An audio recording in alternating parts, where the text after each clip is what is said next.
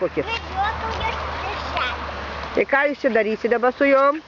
Mes kepsim ir mes valgysim. Pažiūrėk, upė kokie graži. Čia upė graži.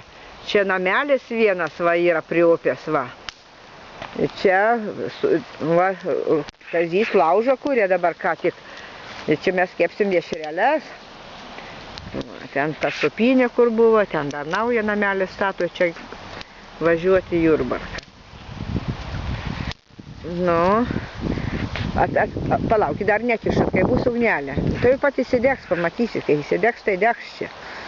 Jo, palauk, o kepsim, nes nepasimėm grotelį, bet mes sugalvojom kitokį būdą. Na, kitoks būdas bus. Kepsim, ant pagaliukų pasidrožim. Bus dar įdomiau, a ne? Man šiltai. Šilta, nu.